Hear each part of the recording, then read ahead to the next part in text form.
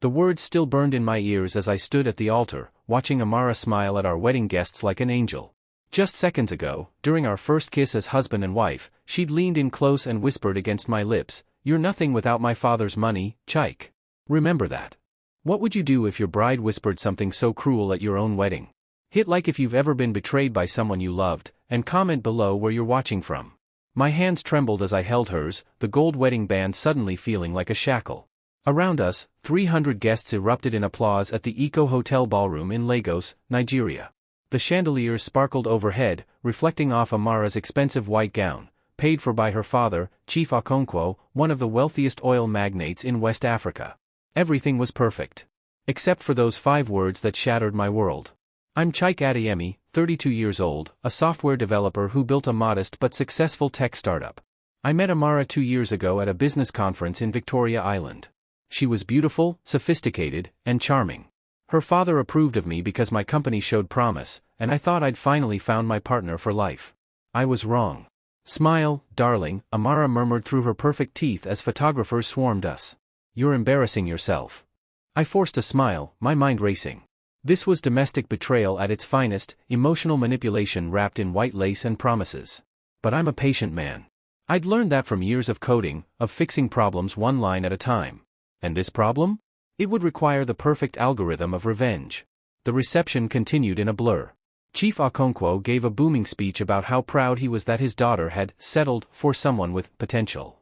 Amara's mother, a thin woman dripping in diamonds, barely looked at me. Amara's friends, a group of Lagos socialites who shopped in London and vacationed in Dubai, whispered and giggled whenever I passed. During our first dance, Amara pressed close to me. To everyone else, we looked like the perfect couple. But her voice was ice when she spoke. I locked my phone before Amara could see the screen, sliding it into my pocket with a casualness I didn't feel. The photos of her infidelity burned in my mind, but I kept my face neutral. "Just checking a message from Taiwo," I said.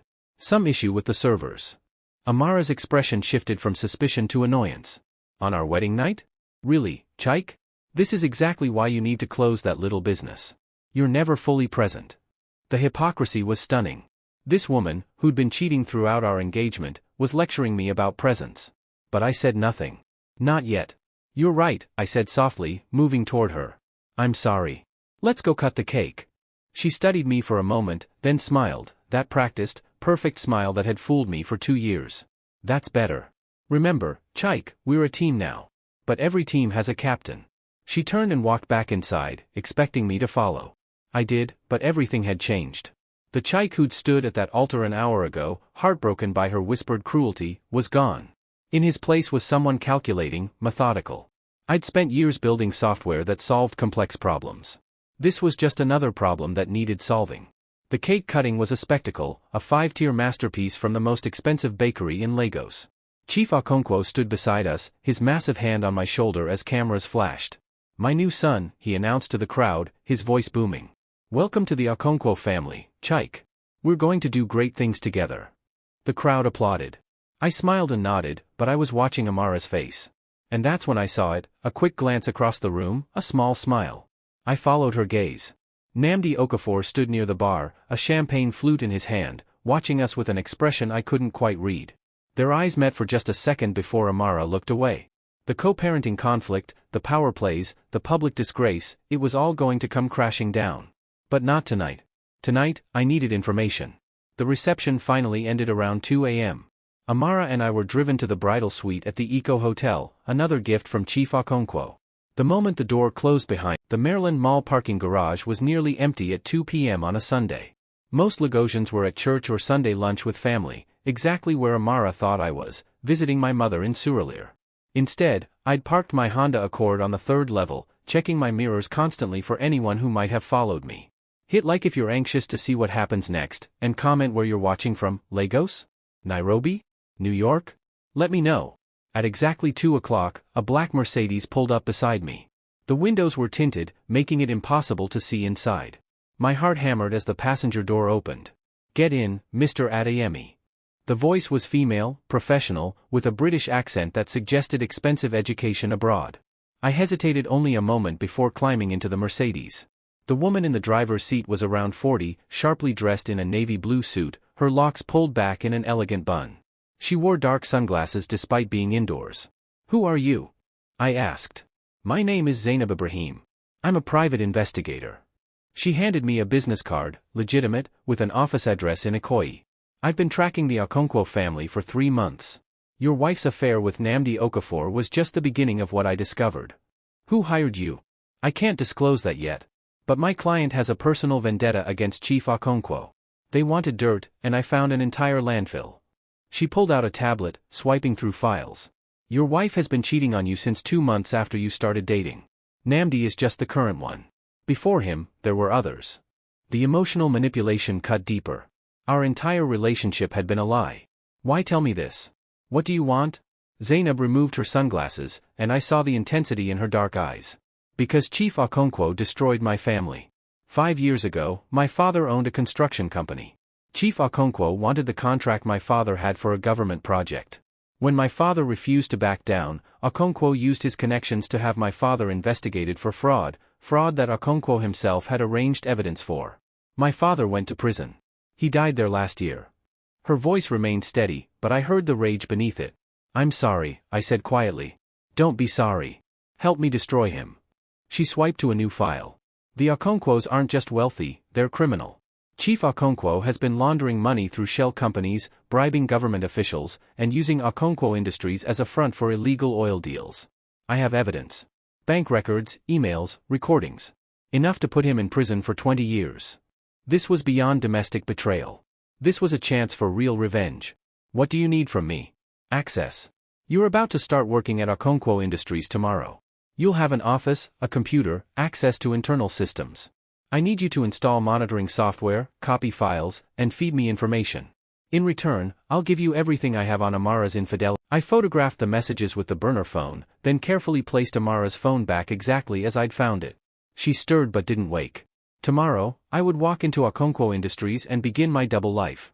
Tomorrow, the real revenge story would start. But as I lay in the darkness, listening to my cheating wife breathe beside me, one question haunted me: what did Chief Okonkwo need me for? And what would happen when he was done with me? Don't forget to like and share this episode. What do you think Chief Okonkwo is planning? Comment your theories below, and hit subscribe so you don't miss what happens when Chike walks into that office. Okonkwo Industries occupied a gleaming 20-story building in Victoria Island, one of Lagos's most expensive business districts. As I parked in the executive lot, my new access badge already granting me privileges I hadn't earned, I felt like an imposter.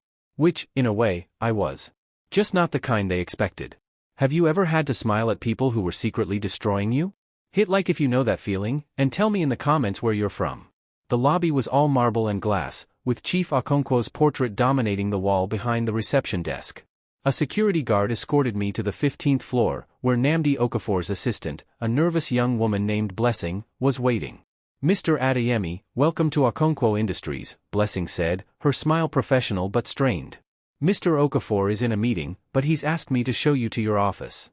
My office was a glorified closet with a desk, a computer, and a window overlooking the Lagos harbor. It was deliberately insulting. Executives had corner offices with ocean views. I'd been given the space usually reserved for interns. "Thank you, Blessing," I said warmly. She looked surprised by my genuine tone. "If you need anything, just call extension 4521. Mr. Okafor will see you at 11. After she left, I examined the computer. It was new, running standard corporate software. I logged in using the credentials I'd been given and pretended to review orientation materials while actually mapping the network architecture. I'd need to be careful installing Zainab's monitoring software. IT departments logged everything. At 10:55, Blessing returned. "Mr. Okafor will see you now." Nnamdi's office was everything mine wasn't: spacious, elegant, with modern art on the walls and a view of the Atlantic. He sat behind a massive mahogany desk, perfectly groomed in a tailored suit that probably cost more than my car. When I entered, he didn't look up immediately, making me wait while he finished typing. Classic power play. "Chike. Welcome." He finally gestured to a chair. "Sit." I sat, maintaining neutral body language. Nnamdi studied me like a scientist examining an insect. "Chief Okonkwo speaks highly of you," he said. "Though I'll be honest, I'm not sure what you bring to the table. A small tech startup? Promising, sure, but we're an oil and logistics company. What exactly will you do here?" The emotional manipulation was obvious. He wanted me to feel inadequate, defensive. Good. He exchanged a glance with Adiz. We may have special projects that need your expertise. High-level work. Confidential. Think you can handle that? This was it. This was what Amara had mentioned in her texts to Namdi. My father needs him for something. Of course, sir. Whatever you need. Excellent. Chief Okonkwo raised his wine glass. To family. And to loyalty. We all clinked glasses. But as I drank, I caught Namdi's reflection in the window behind Chief Okonkwo. He was standing in the doorway, watching us. When our eyes met, he smiled, a predator's smile. The game had begun. But they didn't know I was playing my own game, with my own rules. After dinner, as Amara and I drove home, she seemed pleased. You did well tonight. My father likes you. That's important. What kind of special projects was he talking about? You'll find out soon enough. She checked her phone, smiling at something. Just remember, everything you have now? Your job, your position, your marriage? It's all because of my family. Don't ever forget that. I pulled into our driveway and turned to her. I won't forget, I said quietly. I promise you that. She thought I was being submissive. She didn't hear the threat beneath my words. That night, after Amara fell asleep, I installed Zainab's software on my laptop. Tomorrow, I'd bring it to work. Tomorrow, I'd activate it. And tomorrow, I'd start at exactly 2 p.m., while the building's security shift changed and surveillance protocols were briefly relaxed, I connected my laptop to the Okonkwo Industries network. My hands were steady as I launched Zainab's productivity app, but my heart hammered against my ribs. If IT caught this, I was finished. What would you risk to expose the truth? Hit like if you'd go this far for revenge, and comment where you're watching from. I love hearing from viewers around the world. The software ran silently in the background, creating a backdoor into the company's servers. My screen showed normal work files, but hidden processes were already copying data to Zainab's secure server. Bank records, emails, internal memos, everything Chief Okonkwo had tried to hide. Working hard, brother? I jumped. Namdi stood in my doorway, his expression amused. I hadn't heard him approach. Just finishing that analysis you requested, I said, closing my laptop casually. Actually ahead of schedule. Impressive. He walked in uninvited, examining my tiny office. You know, Chike, I've been thinking. You're in an unusual position, married to the boss's daughter, but starting at the bottom. That must be frustrating. Not at all. I'm learning a lot. Are you? He picked up a framed photo of Amara and me from our wedding. His smile was cruel. Beautiful ceremony. Amara looked radiant. He knew I knew. Or suspected. This was a test. She did, I agreed neutrally. Marriage is complicated, Namdi continued, setting down the photo. Sometimes what happens on the surface isn't the whole story. You understand? The emotional manipulation was blatant now. He was taunting me, seeing if I'd break. I'm learning that, I said carefully. His phone buzzed. He glanced at it, and his expression changed, annoyance mixed with something else. Concern? Chief Okonkwo wants to see you. Now. His office, top floor. Namdi's playful tone was gone. Don't keep him waiting. I closed my laptop, ensuring the software was running properly in the background, then took the elevator to the 20th floor. Chief Okonkwo's executive suite was more luxurious than some hotels, mahogany paneling, leather furniture, floor-to-ceiling windows overlooking all of Lagos. Ah, Chike. Come in, come in. Chief Okonkwo waved me toward a chair. Close the door. I did. We were alone. How are you settling in? Namdi treating you well? Yes, sir. Everyone's been very welcoming. Good, good. He poured himself whiskey from a crystal decanter. Didn't offer me any. I have a proposition for you. A test, really.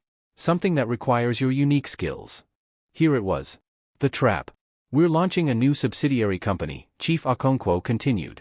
Okonkwo Digital Solutions. Officially, it's for modernizing our logistics operations. Unofficially, he smiled. Well, let's just say we need certain transactions to be invisible to government auditors. Tax efficiency, you understand. He was asking me to build software for money laundering. If I refused, I'd be out, or worse.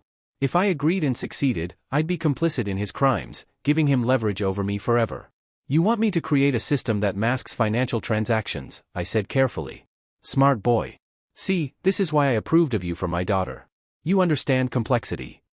I returned to the table, where Amara was texting. She quickly locked her phone when she saw me. Everything okay? I asked. Fine. Just my mother. She wants us for Sunday lunch again. But her eyes were evasive. We drove home in silence. Once inside, Amara went straight to the bedroom, closing the door. I heard her voice through the walls. She was on a call, speaking quietly. I pressed my ear against the door. Can't keep doing this, too risky now that he's working there. No, he doesn't suspect anything. I know what my father said, but... She was talking to Namdi. Had to be. When she emerged 20 minutes later, her expression was troubled. I'm tired. I'm going to bed early. Okay. I have some work to finish. Chike? She paused at the bedroom door. You're happy, right? With us? With how things are? It was the first time she'd sounded uncertain. Vulnerable, even. Of course, I lied. Why wouldn't I be? No reason. Just checking. She disappeared into the bedroom. I waited until I heard the shower running, then searched her purse. Her phone was locked, but I knew her patterns. She always kept a backup phone, she was too paranoid not to. I found it in a zippered compartment, a cheap burner similar to mine. The messages on it made my blood run cold. Texts between Amara and Namdi, but also between Amara and someone saved as D. D, your father's moving too fast. The programmer isn't ready. Amara, he's doing exactly what we need. Building the software. D, and when it's done. When Okonkwo uses it. Amara, then we have evidence. Just like we planned.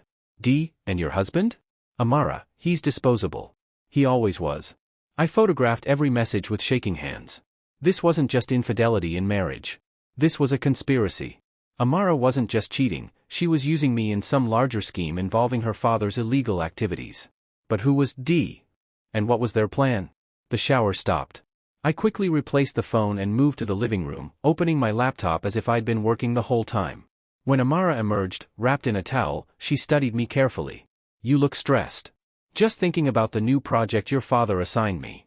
Don't think too hard. Just do what he says. She came closer, running a hand through my hair.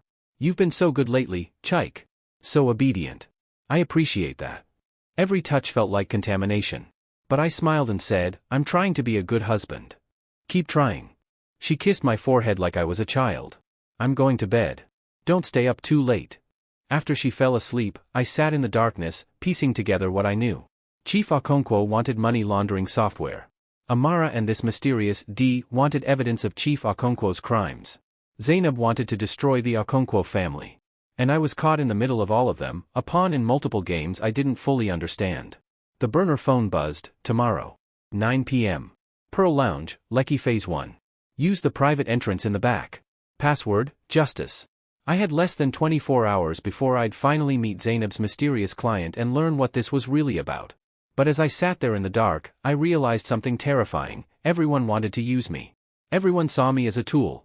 Chief Okonkwo wanted my skills for his crimes. Amara wanted me as evidence against her father. Zainab wanted me as her inside man. What would happen when they all realized I had my own agenda? I opened my laptop and looked at the files I'd already stolen, hundreds of documents detailing Chief Okonkwo's corruption, Amara's infidelity. Adiz Okonkwo sat in my passenger seat like a queen on a throne, despite the cramped confines of my Honda Accord. In the dim parking lot light, I could see the resemblance between her and Amara, the same sharp cheekbones, the same calculating eyes. But where Amara's cruelty was obvious, Adiz was refined, hidden beneath layers of elegance and grace. If your mother-in-law turned out to be plotting revenge too, would you trust her? Comment below and tell me where you're watching from. You look shocked, she said calmly. Did you think you were the only one with secrets, Chike? Why? I managed. Why are you doing this to your own husband? My husband. She laughed, but there was no humor in it. 15 years ago, Emeka Okonkwo was a mid-level manager with ambitions. I was the daughter of a government minister with connections. Our marriage was a business arrangement, my father's political influence for Emeka's loyalty. I accepted it. That was how things worked. She stared out the windshield at the empty parking lot. What I didn't accept was discovering that my husband built his empire on other people's graves. That he murdered business rivals, bribed judges, destroyed families. Her voice remained steady, but I heard the rage beneath it. 5 years ago, Emeka wanted land that belonged to a farmers' cooperative outside Lagos.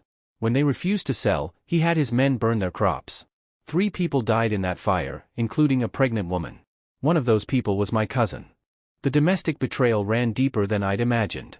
Your cousin? Ngozi. She'd married a farmer against my family's wishes. I was the only one who supported her, who kept in touch. Adiz's hands clenched in her lap. When she died, Emeka told me it was unfortunate but necessary for progress. He felt no remorse. That's when I knew I couldn't stay silent anymore. So you hired Zainab. I hired Zainab to find evidence that would put my husband in prison for the rest of his life. And I've been gathering my own evidence for years, recordings, documents, bank records. Everything I need to destroy Okonkwo Industries and everyone who profits from its corruption. She turned to face me. Including my daughter. Amara knows about her father's crimes? Amara has always known. She grew up watching her father crush anyone in his way, and she learned from him. Why do you think she married you, Chike? Love? Adi's laugh was bitter. My husband needed someone with your tech skills for his next venture, building untraceable financial systems. Amara's job was to secure you, to make you complicit so you'd be too afraid to betray him. The emotional manipulation had started before I'd even met Amara. Everything, our relationship, our wedding, her whispered cruelty at the altar, all of it had been calculated. And Namdi? A bonus for her. Amara likes having control, having options.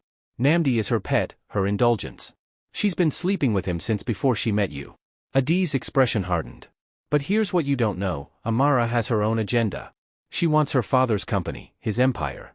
She's gathering evidence against him too, but not to destroy him, to blackmail him into making her his successor.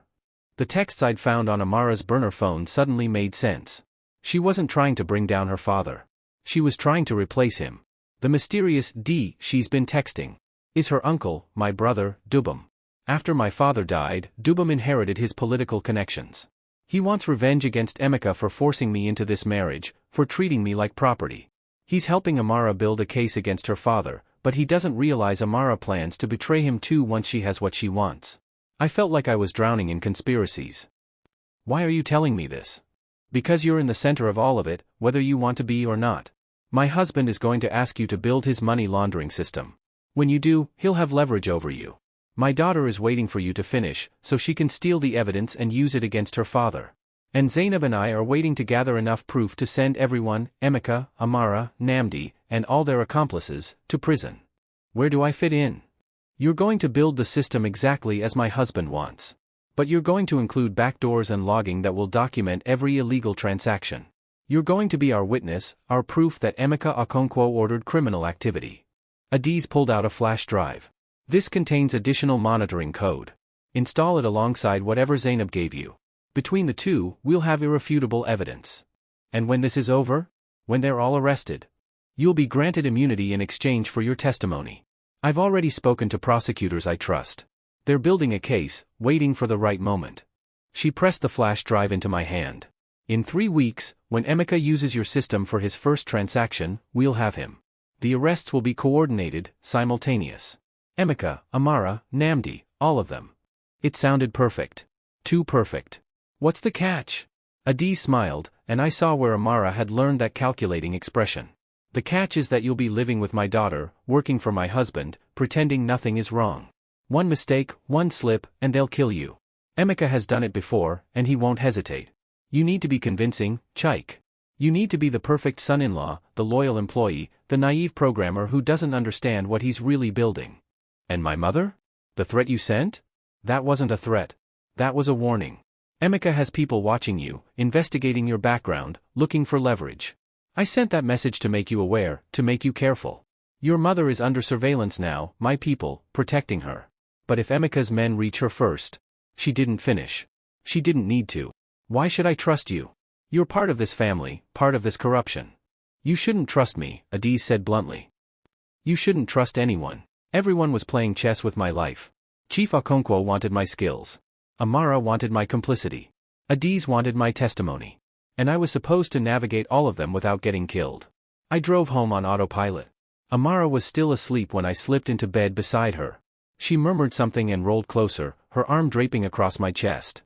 In sleep, she looked innocent, almost vulnerable. But I'd seen the messages. I knew the truth. This woman who I'd married, who I'd thought I loved, had never seen me as anything but a tool. The next morning, I went to work and began coding the money laundering system Chief Okonkwo wanted. But every line of code included hidden logging, backdoors, and tracking. I was building a trap disguised as exactly what he'd requested. Namdi stopped by my new office, much larger, with better views, around noon. Chief wants an update on the project, he said. How's it coming? Ahead of schedule. The architecture is solid, the encryption is military grade. Anyone using this system will be completely invisible to auditors. Confident. I like that. But his eyes were suspicious. You know, Chike, I've been thinking. You're smarter than you look. Smarter than you act. It makes me wonder what else you're hiding. The threat was clear. I'm not hiding anything. I'm just doing my job. For your sake, I hope that's true. Because if Chief Okonkwo ever thought you were betraying him. Namdi drew a finger across his throat. Well, let's just say you wouldn't be the first person to disappear. After he left, I realized I'd been holding my breath. The co-parenting conflict, the power plays, they were all leading to violence. Physical danger, not just emotional or financial. That evening, I met Zainab at the Pearl Lounge. The private room was soundproofed, swept for bugs, as secure as possible in a city where Chief Okonkwo had eyes everywhere. How's the coding going? She asked. Perfect. I'm building exactly what he wants, with everything we need hidden inside. I didn't mention Adi's flash drive. Following her instructions to trust no one, not even Zainab. Good.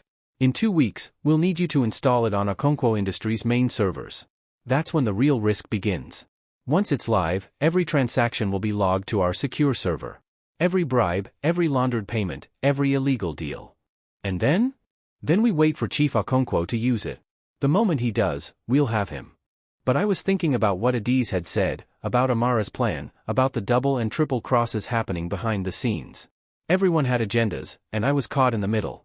Zainab, what happens after Chief Okonkwo is arrested? She met my eyes. You disappear. New identity, new city, new life. It's the only way you'll be safe from whatever's left of the Okonkwo network. I'd have to leave my mother. You'd be alive. Which is more than I can say if you stay. I returned home to find Amara in a good mood, almost playful. She'd cooked dinner, or rather, had it catered from an expensive restaurant, and had candles lit on the table. What's this? I asked. Nothing. I just thought we should have a nice evening together. We've both been so busy lately. She poured wine, smiling. Tell me about your day. This was new. Suspicious. Just work. Coding. The usual. And the special project? How's that going? I kept my expression neutral. Well, your father will be pleased. I'm sure he will. She sipped her wine, watching me over the rim of her glass. You know, Chike, when I first met you, I thought you were too soft. Too naive. But you've surprised me.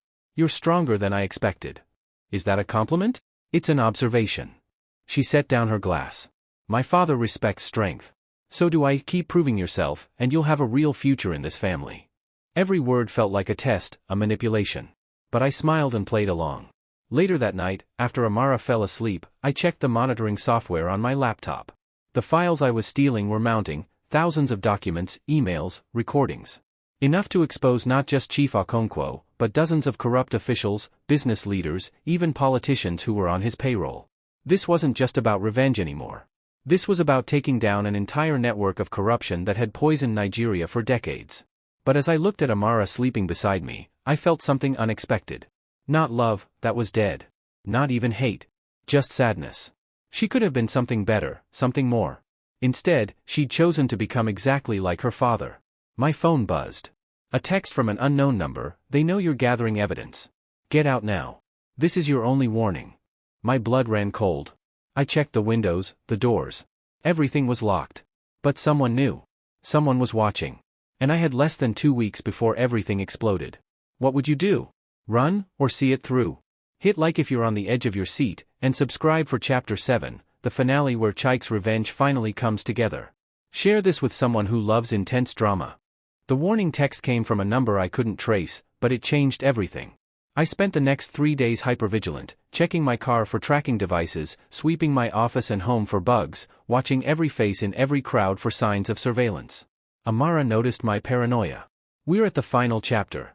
Hit like if you've been following this whole revenge story, and comment where you're watching from one last time. You're jumpy lately, she said over breakfast on Friday morning. What's wrong? Just stress. Big project, tight deadline. My father's project?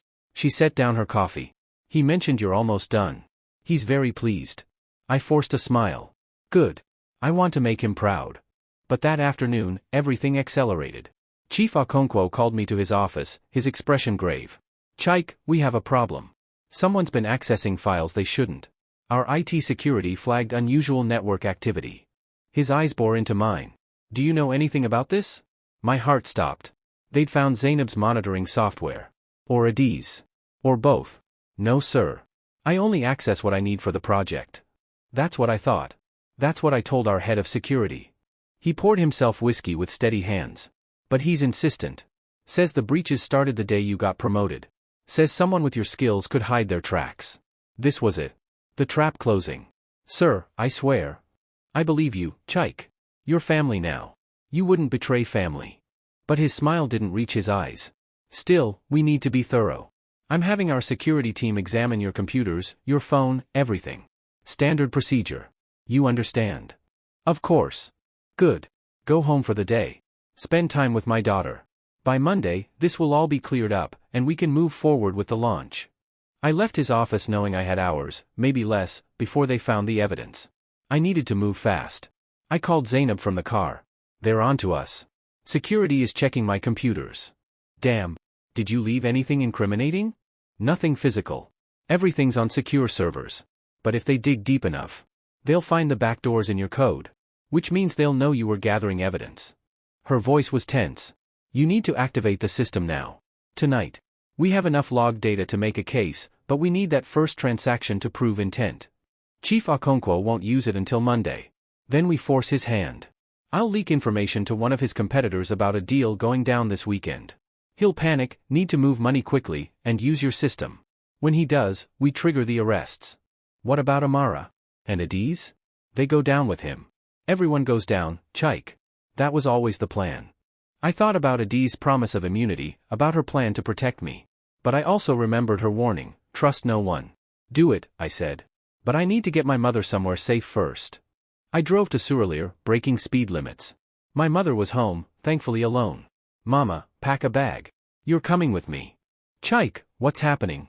Something bad. But I'm fixing it. Trust me. She saw the fear in my eyes and didn't argue. 30 minutes later, I had her checked into a small hotel in Ikeja under a fake name, with enough cash for 2 weeks. Stay here. Don't call anyone, don't use your phone. I'll come get you when it's safe. My son, what have you done? What I had to. I kissed her forehead. I love you, Mama. By the time I got home, Amara was frantic. Where have you been? My father's been trying to reach you. Something's wrong with the system, there's a security breach, competitors know about a confidential deal. I just heard. I'm heading to the office now to fix it. My father wants you at the house. Now. He's angry. The look in her eyes told me she knew. Or suspected. Our marriage of betrayal was about to end. Tell him I'll be there in an hour. I need to grab equipment from the office first. Chike. But I was already moving. I drove to Okonkwo Industries, used my access badge one last time, and went straight to the server room. The security guard on duty knew me, waved me through. I had maybe 30 minutes before Chief Okonkwo sent people after me. I connected to the main servers and activated every piece of monitoring software I'd installed, Zainab's, Adiz's, my own custom logging. Then I triggered a fake emergency transaction alert that would force Chief Okonkwo to use the money laundering system tonight, right now, to secure funds before competitors could act. The trap was set. My phone exploded with calls, Chief Okonkwo, Amara, Namdi. I ignored them all and drove to the address Zainab had sent, a safe house in Aja, far from Victoria Island's eyes. She was waiting with 2 federal prosecutors and a team of Economic and Financial Crimes Commission agents. It's done, she asked. It's done. The system is active, and Chief Okonkwo will use it within the hour. Everything will be logged, recorded, documented. One of the prosecutors, a stern woman named Chidinma, stepped forward. Mr. Adeyemi, you understand you're confessing to building illegal software? I understand. But I also understand I'm a witness against a criminal organization that's been operating with impunity for decades. And in exchange for your testimony, you want immunity. I want immunity. I want protection for my mother. And I want Amara Okonkwo to face the same justice as her father. Chidinma studied me. You really hate your wife. I really hate what she did. What they all did. What they turned me into. I met her eyes. But more than that, I want this to mean something. I want the people they hurt, like Zainab's father, like all the families they destroyed, I want them to have justice. She nodded slowly. We'll draw up the immunity agreement. But understand, Mr. Adeyemi, if you're lying, if this is some scheme. It's not. At 10:47 p.m., Chief Okonkwo accessed the money laundering system from his home office. We watched in real time as he transferred 15 million naira through shell companies, hiding the money from a legitimate deal with a Korean manufacturing firm, money that should have been taxed, reported, clean. Instead, he was washing it, hiding it, stealing from Nigeria itself. That's it, Chidinma said. That's what we needed. Move in. The raids happened simultaneously. EFCC agents hit Okonkwo Industries, Chief Okonkwo's mansion in Banana Island, Nnamdi's apartment, and even the offices of several government officials on the Okonkwo payroll. I watched the news coverage from the safe house. Chief Okonkwo being led out of his home in handcuffs, his face a mask of rage. Amara screaming at the agents, demanding her lawyer. Nnamdi trying to run and being tackled in his parking garage. But the arrest that surprised everyone was Adiz Okonkwo, led out of the mansion by separate agents. Why are they arresting her? I asked Zainab. She's your client. She's the one who wanted this. Zainab's expression was grim. Adiz wanted revenge, yes. But she was also complicit in years of her husband's crimes. She laundered money through her charity foundation, used her social connections to hide illegal deals. She thought turning on her husband would buy her immunity, but justice doesn't work that way. So everyone goes down. Everyone who deserves to. She turned to me. Except you. You'll testify, you'll tell your story, and then you'll disappear. New life, new name. It's the only way. The trials took 8 months. I testified against all of them, Chief Okonkwo, Amara, Nnamdi, Adiz, even Amara's uncle Dubum, who turned out to be involved in his own web of corruption. The media called it the biggest corruption case in Nigerian history. Billions in stolen money recovered, dozens of officials arrested, an entire criminal network dismantled. Chief Okonkwo got 25 years. Amara got 15. Nnamdi got 12. Adiz got 10, reduced because she'd cooperated, though not enough to save her. I watched Amara's sentencing from the back of the courtroom. She saw me, our eyes met, and I saw everything in her expression, rage, betrayal, disbelief. She'd thought she was the player, the manipulator. She'd never imagined I could outplay her. As they led her away, she screamed, "You were nothing. You were always nothing." Maybe I was. But nothing had destroyed everything she'd built her identity on. After the trials, I kept my promise to disappear. The government gave me a new identity, relocated me to Accra, Ghana. I started a new tech company, legitimate this time, using the skills I'd honed during those terrible months of building illegal systems. My mother joined me after 6 months. She never asked questions about what happened, just held me and said, "You did what you had to do." Sometimes I think about Amara, about that moment at our wedding when she whispered, "You're nothing." She'd been wrong. I wasn't nothing. I was the man who brought down her empire, who exposed her family's corruption, who turned her cruelty into justice. Did I get revenge? Yes. But more than that, I got free. 2 years later, I received a letter. No return address, but I recognized the handwriting, Zainab's. Chike, it read. "Thank you. Because of your courage, my father's name has been cleared. The evidence you helped gather proved he was framed by Chief Okonkwo. His reputation is restored. It doesn't bring him back, but it means something. I hope you found peace. You deserve it." I had found peace. Not happiness exactly, the scars of that domestic betrayal run too deep. But peace. Purpose. A life that's mine, built on truth instead of lies. I never remarried. Maybe I will someday, when the memory of Amara's whispered cruelty fades enough. For now, I focus on my work, on my mother, on building something real. Sometimes, late at night, I pull up news articles about the Okonkwo case. I read about how it changed Nigerian politics, how it inspired new anti-corruption efforts, how it gave hope to ordinary people that even the powerful can fall. And I remember standing at that altar, hearing those 5 words, "You're nothing," and deciding that I would prove her wrong. I did. At our wedding, my wife whispered, "You're nothing. Retrio. Continue." She didn't expect my revenge. But revenge wasn't just about destroying her. It was about building something better from the ashes of that betrayal. It was about ensuring that every family the Okonkwos had crushed got to see justice served. It was about proving that even someone dismissed as nothing could change everything. 3 months ago, I got another unexpected visitor. I was working late at my office in Accra's OSU neighborhood when my assistant knocked. "Sir, there's someone here to see you." She says it's personal. I looked up from my computer, instantly wary. Very few people knew where I was, and unannounced visitors always triggered my paranoia. Did she give a name? Ngozi. My blood ran cold. Ngozi was dead, Adiz's cousin who died in the fire Chief Okonkwo had ordered. Unless? The woman who entered my office was young, maybe 25, with Adiz's cheekbones and eyes filled with determination. "Mr. Adeyemi, or whatever name you're using now, I'm Ngozi's daughter." She named me after my mother. She sat down without being invited, a flash drive in her hand. "I need your help." "Help with what?"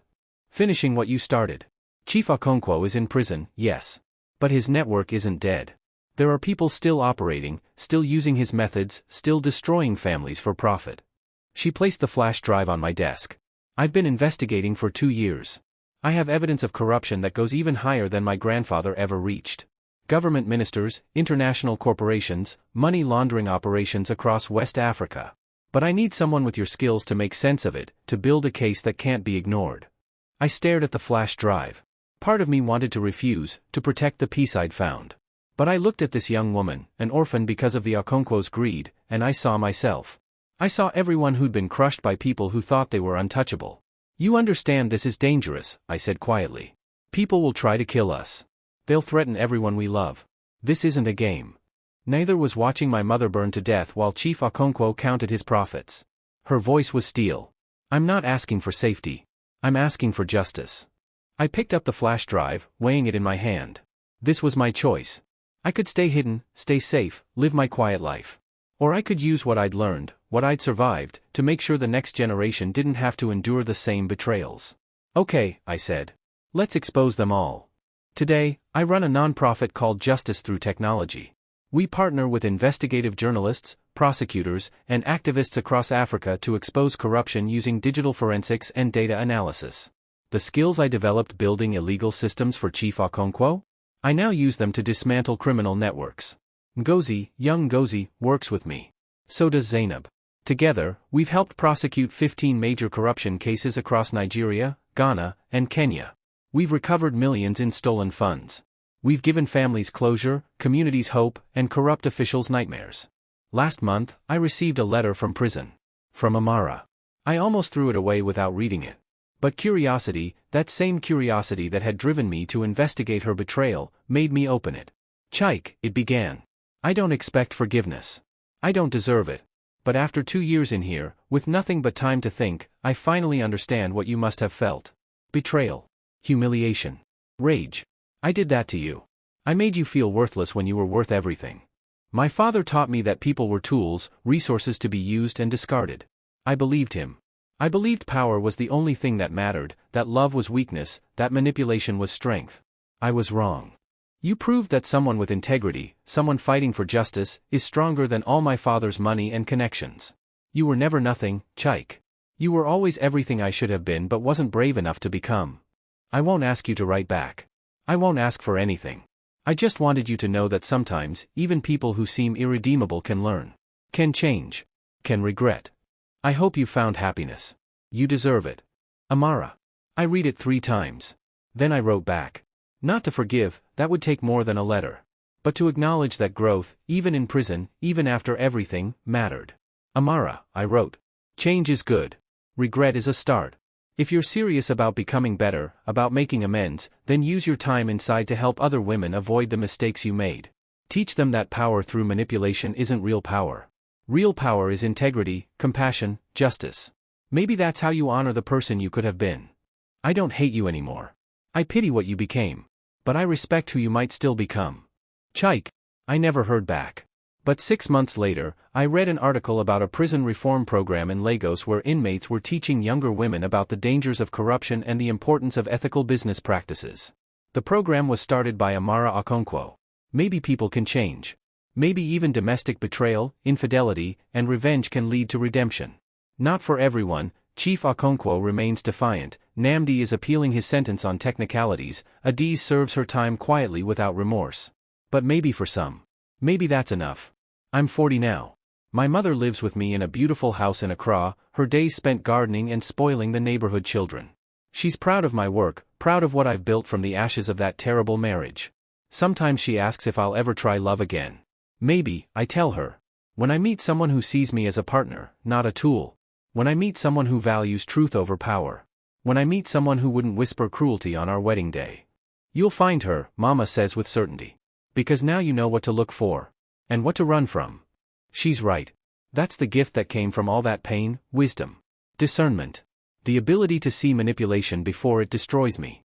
The strength to walk away from anything that diminishes my worth. At our wedding, my wife whispered, "You're nothing." She was wrong. I'm the man who turned betrayal into justice. Who transformed pain into purpose.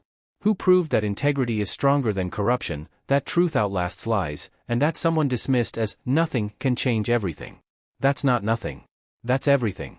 Epilogue, 5 years later. I'm standing in a conference room at the African Union headquarters in Addis Ababa, Ethiopia. Beside me are Zainab, young Ngozi, and representatives from anti-corruption agencies across 15 African nations. We're launching a continent-wide initiative to combat financial crimes using the same technology that once helped criminals hide their tracks. The irony isn't lost on me. The skills Chief Okonkwo wanted me to use for evil are now being deployed for good on a scale he never imagined. During a break, I check my phone. An email from an address I don't recognize. Mr. Adeyemi, my name is Kofi. My father was destroyed by a corrupt businessman in Accra. I've been gathering evidence for 3 years, but I don't know what to do with it. Can you help? I smile and type back, send me what you have. Let's expose them together. This is my life now. Not revenge, exactly. But justice. Ongoing, persistent, transformative justice. And somewhere in a prison in Lagos, Amara Okonkwo is teaching other women that there's a better way to live, a better way to love, a better way to build power. We're both building new lives from the rubble of our marriage. She's atoning. I'm advancing. And maybe, just maybe, that's the best revenge of all. Not destruction, but transformation. Not tearing down, but building up something better in its place. At our wedding, she whispered, "You're nothing. Today, I'm everything I was meant to be." And that, finally, is enough. Thank you for following Chike's journey from betrayal to justice. If this story moved you, please like this video and subscribe to the channel for more powerful African stories about resilience, revenge, and redemption. Comment below, what part of Chike's story resonated with you most? And where are you watching from around the world? Share this with someone who loves stories about overcoming betrayal and finding justice. Don't forget to hit that notification bell so you never miss our next emotional story. Until next time, remember, you are never nothing. You are everything you choose to become. Stay strong, stay true, and keep fighting for justice. Retriclod can make mistakes. Please double-check responses. Sonnet 4.5